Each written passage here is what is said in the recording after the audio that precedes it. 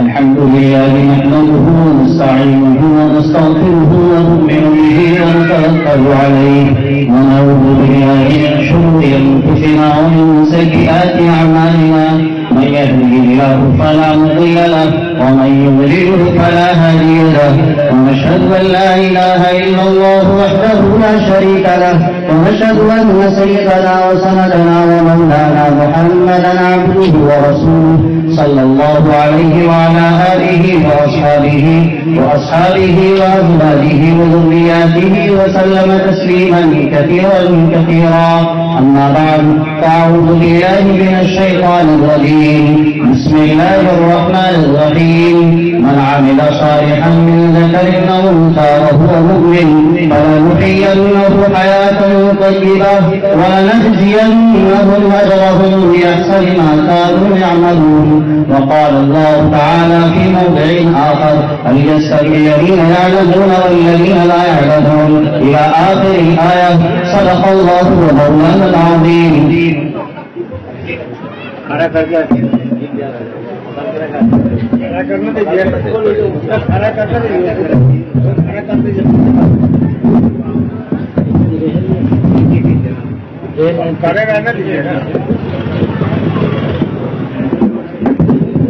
پکڑے ٹھیک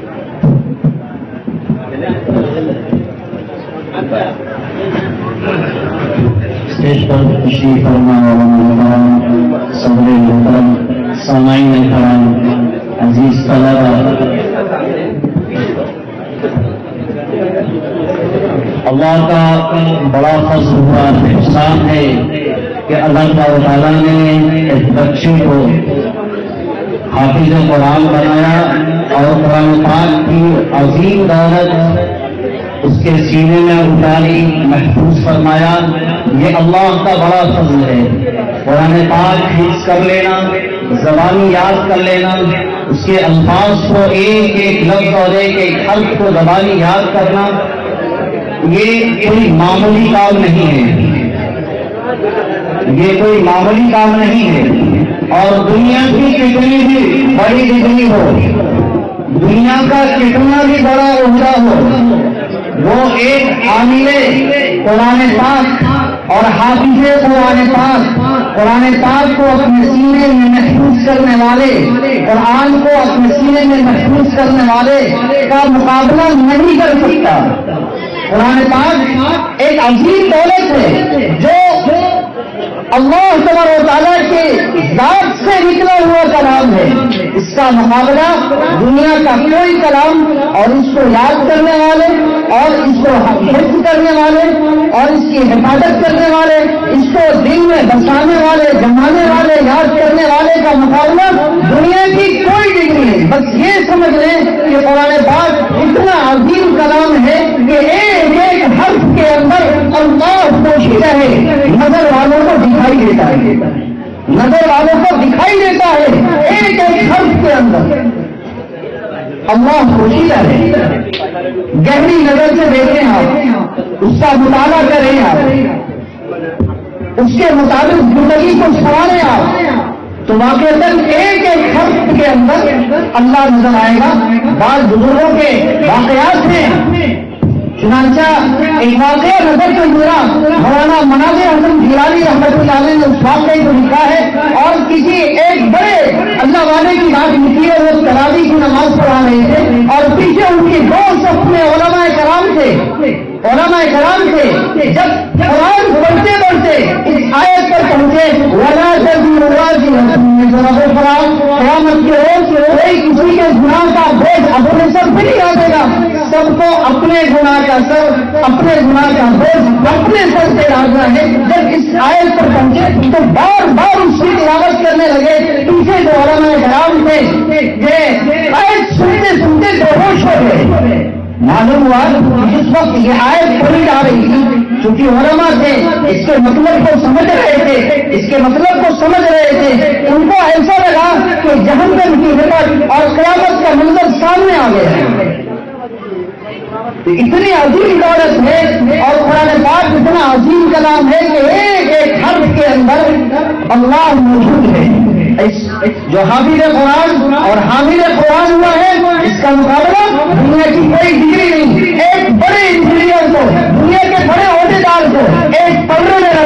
اور حافظ قرآن کو دوسرے درجے میں رکھ دیں تو وہ ڈگری والا عہدے والا پڑھا اڑ جائے گا، اس کے مقابلے میں اڑ جائے گا، کوئی مقابلہ نہیں ہے۔ اور بجائے ایک چھوٹے سے ایک دنیا کے ایک عام انسان اور ایک شاعر کی شاعر کہتا ہے کہ اس کے کلام کے اندر، اس کے شعر کے اندر وہ کہہ رہے کہ میں پوشیدہ ہوں، تو کیا اللہ کا اتنا بڑا کلام آپ پڑھتے جائیے، قرآن پاک کو قرآن پاک پڑھتے جائیے، اتنی چاشنی ملتی ہے، اتنی راحت ملتی ہے، اتنا سکون ملتا ہے کہ قرآن پاک چھوڑنے کا دل نہیں کرتا، بند کرنے کا دل نہیں کرتا۔ آپ کو تھوڑا اچھے انداز سے بیٹھ کر ادب کے ساتھ خوشبو وغیرہ لگا کر قبلہ رو ہو کر مسجد کے اندر فرشتوں کے ماحول میں آپ قرآن تلاوت کرتے رہیں، جب قرآن آپ تلاوت کرتے رہیں گے اور کوئی کام ہوگا آپ کو، آپ سوچیں گے کہ ابھی بند کر دیں، لیکن اتنی راحت اس میں، اتنا سکون اور اتنا مزہ آئے گا قرآن پڑھنے میں، گویا کہ آپ اللہ سے بات کر رہے ہیں۔ یہ کوئی معمولی چیز نہیں ہے، اس لیے قرآن پاک کو حفظ کرنے والے کو حقیر نہیں سمجھنا چاہیے، حقیر نہیں، یہ چند ٹکوں کے نہیں ہیں، اللہ سبحانہ وتعالیٰ نے ان کو بہت بڑا، ان کا مرتبہ اس وقت سمجھ میں آئے گا ہمیں جب ہم قیامت کے روز ہوں گے، نفسی کا عالم ہوگا، سورج سر سے سوا ہاتھ اوپر ہوگا اور تپش کی وجہ سے اللہ کے رسول نے فرمایا پسینے کی لگام لگ جائے گی اور نفسی کا عالم، پریشانی کا عالم ہوگا۔ اس وقت حافظ قرآن کو بلایا جائے گا اور حافظ قرآن کی وجہ سے اس کے خاندان کے 10 ایسے لوگوں کو، اس کے گھرانے کے 10 ایسے لوگوں کو جن کے جہنم میں جانے کا فیصلہ ہو چکا ہوگا، ان کو جنت میں جانے کا ان کا فیصلہ ہوگا، جنت میں بھیجا جائے گا اس کی سفارش پر۔ اس سے کہا جائے گا کیا دنیا بھائی حافظ قرآن، تم قرآن پڑھتے جاؤ اور جنت کے دردوں پر، اس کی منزلوں پر، اس کے زیروں پر چڑھتے جاؤ، جیسا کہ قرآن دنیا میں تم پڑھا کرتے تھے، نمازوں میں پڑھا کرتے تھے، اپنی تلاوت میں پڑھا کرتے تھے، انفرادی پڑھا کرتے تھے، اجتماعی پڑھا کرتے تھے، تم جو ہے تراویح میں پڑھا کرتے تھے، بس پڑھتے جاؤ اور چلتے جاؤ، وہ پڑھتا جائے گا اور چلتے جائے گا، آخری جو آیت اس کی ہوگی بس پر اس کی منزل ہے، جہاں ٹھہرے گا وہ منزل ہے، جب تک کہ اس کے باپ کو، حافظ قرآن کے حامل کے والدین کو سورج سے زیادہ روشن تاج نہ پہنایا جائے گا، قرآن جھگڑتا رہے گا، لڑتا رہے گا، مطالبہ کرتا رہے گا۔ یہ وہ قرآن پاک کے حافظ ہیں جنہوں نے اس کو غنیمت جانا، انہوں نے سینے سے لگایا، جنہوں نے اس کی عظمت کو پہچانا، انہوں نے 6 مہینے میں، کسی نے سال میں، کسی نے 2 سال میں، جس ماں باپ نے اس کی عظمت کو پہچانا، گھر پہ رہ کر حافظ قرآن بنا دیا۔ ابھی ہمارے علاقے میں چمپارن میں ایک چھوٹی سی بستی ہے، مٹھیا گاؤں ہے، اس میں ایک مولانا شفیع اللہ صاحب حافظ بھی نہیں ہے،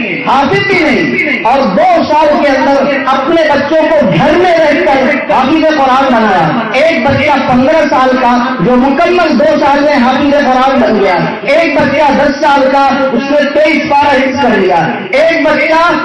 بچہ تقریباً 8 سال کا اس نے 6 پارہ حفظ کیا، ایک بچی تھی 5 سال کی اس نے 3 پارہ حفظ کر لیا۔ سورہ یاسین، سورہ کہف، سورہ رحمان، سورہ واقعہ، یہ سب سورتیں زبانی ہیں۔ گھر میں رہ کر انہوں نے اس کی عظمت کو جانا ہے، واقعہ حافظ قرآن کی کیا عظمت ہے اور کیا درجہ اللہ سبحانہ وتعالیٰ دے گا۔ ان کا خود کا معمول حافظ قرآن نہیں ہے، لیکن قرآن کی عظمت کو، اس کی تلاوت کو اور اس سے تعلق سے تاکہ جو عظمت ہے اس کو سمجھتے ہیں کہ روزانہ رمضان المبارک کو ان کا معمول ہے ایک ختم کرنے کا، جیسا کہ ہمارے اکابرین کا، بزرگوں کا معمول تھا۔ اس لیے ہمارا بھائی اور بزرگوں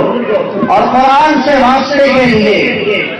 کہ ہمیشہ قرآن اور سنت سے جڑے رہیں، بغیر اللہ والوں کی صحبت کے تعلق قائم رکھنا اور مضبوطی سے جمے رہنا اور اللہ تعالیٰ سے رشتہ مضبوط کرنا، خاص طور سے اس دور میں تو اس پرفتن دور میں،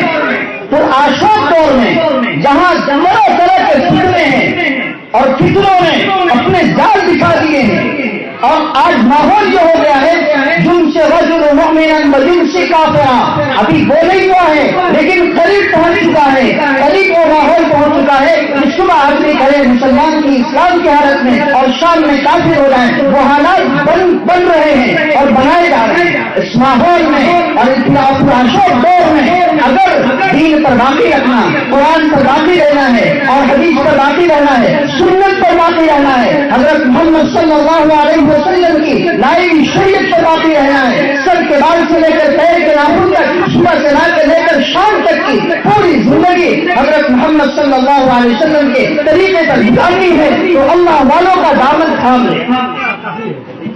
اللہ والوں کا دامن تھام لے، اور جب اللہ والوں کا دامن تھام لیں گے تو زندگی سمجھ جائے گی۔ اس لیے کہ وہ ہے حامل قرآن، وہ اصل ہے وہ حامل قرآن، وہ ہے حامل حدیث، وہ ہے حامل سنت، وہ حضرت محمد صلی اللہ علیہ وسلم کے وارث،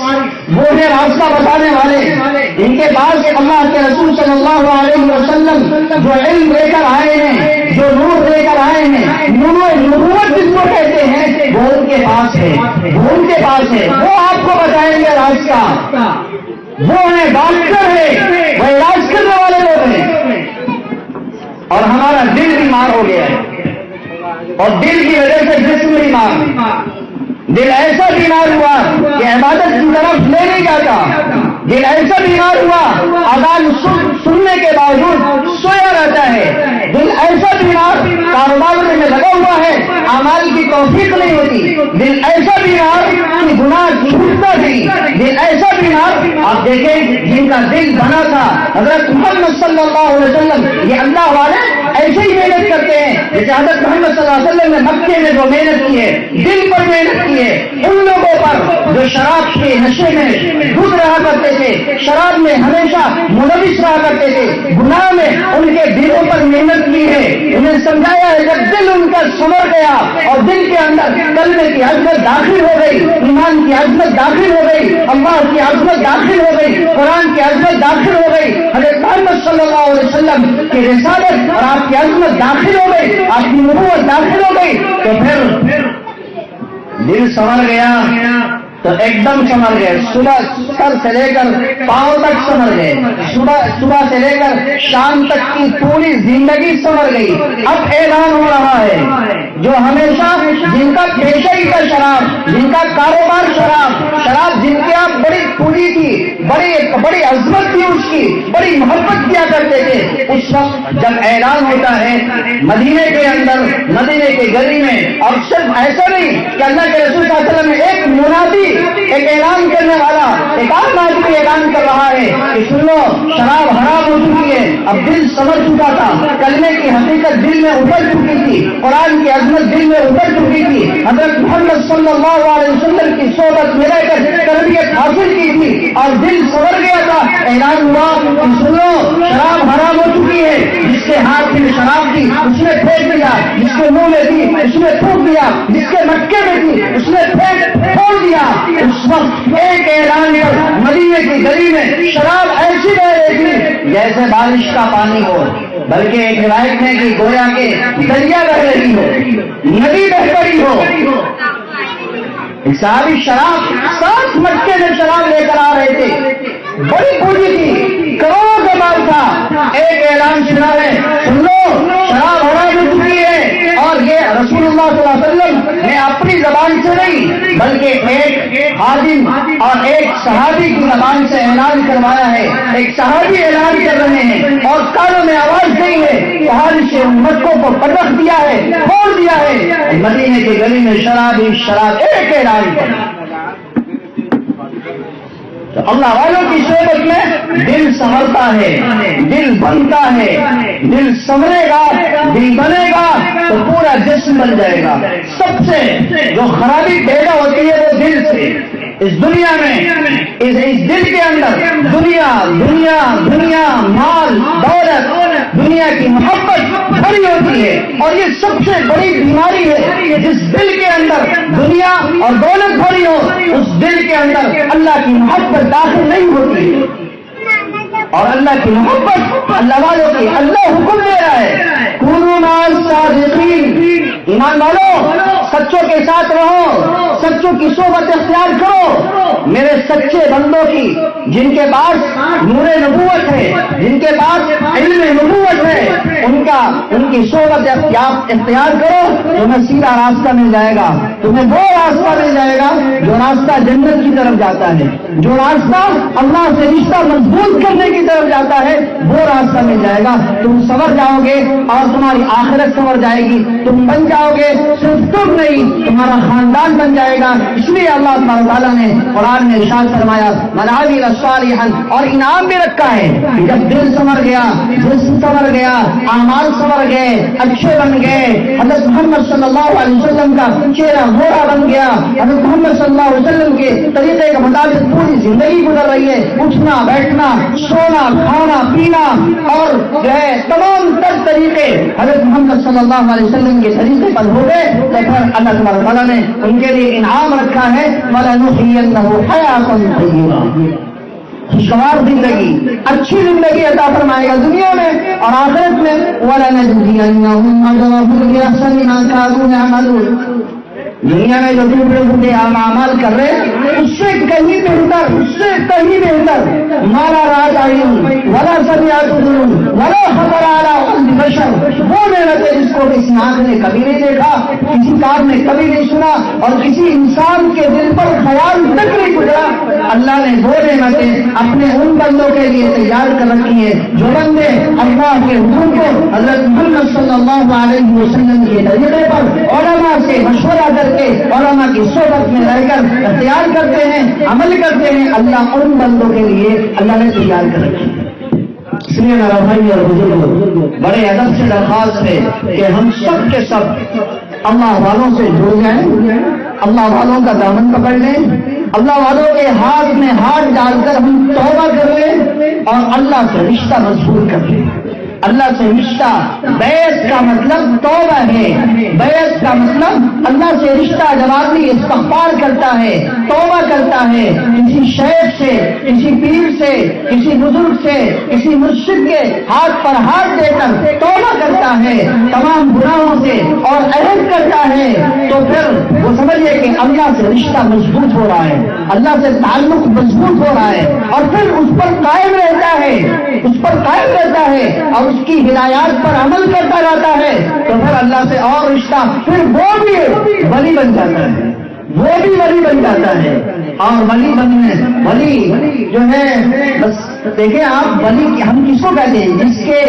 گناہ کو اللہ سبحانہ و تعالیٰ دنیا میں لوگوں کی نظر سے اوجھل کر کے چھپا دے، وہ ولی ہو گیا۔ وہ ولی